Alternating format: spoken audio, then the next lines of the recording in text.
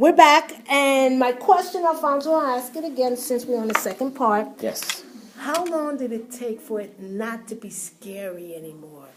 Well, my first month after I left Monroe and jumped on this kind of quest, it actually was scary because I didn't even know if it was going to start.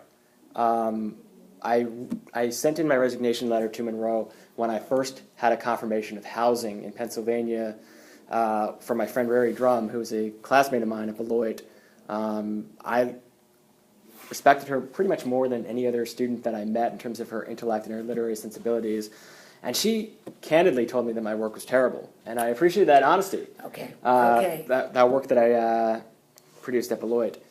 But she'd been seeing some major changes in my work and a real artist emerging. She's willing to put something behind it, giving you housing.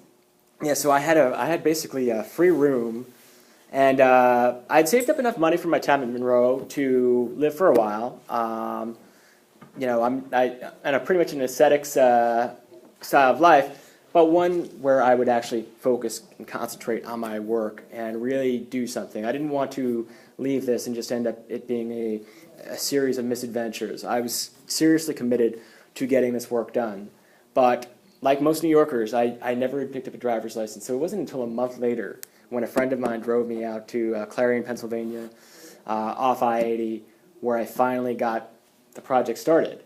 And it was a while. It was a hard time because, like I said, I come from poverty, and my parents don't drive. I don't really have any contacts who drive, so I didn't know how to even get out there. But when I finally got out to Clarion, and when I first started working on my first story, it's called 86 Mets, it's actually about a college professor whose life has sort of gone off track. It's a pretty standard trope, I'll admit, in the literary circles, but go ahead. When I first started seeing that, and after I wrote it a few times, and when my ultra-critical friend Rary said, this is good. It's good. This is like New Yorker quality, good. Okay.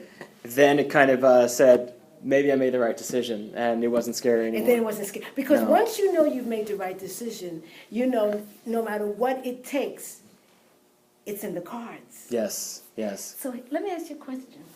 Do you think you're on this planet to write? Is that why you think you were born? That's why you think you're here? I think there's a interesting quote from Wolfman Jack.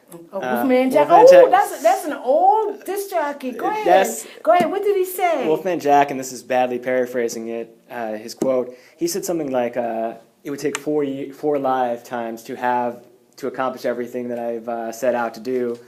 But I actually see myself as having many different reasons and many different paths to sort of accomplish in my life. Okay. I definitely see writing as one. Okay. I see screenwriting, the visual element of film is a little bit of a different nature, as another. Okay. And I also see acting as another one. I do God. appreciate it. Okay. And definitely running and starting the Adept Writer and turning it into something really big and really positive for writers to get their work out there to the public and to not have any limitations, not have much of a waiting on agents, waiting on publishers, waiting on that, just directly connecting their work with the public. And letting the public decide what has merit and what doesn't. Now, when we come back, this will be the last segment, I want you to tell me about adeptwriter.com and tell me how writers could get in contact so that, like you said, they don't have to.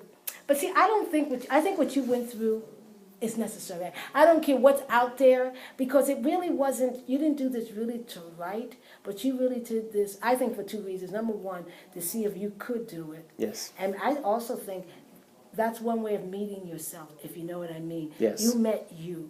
Mm-hmm. You met you. So when we come back, I want you to tell me about your startup. I will. Okay, thank you.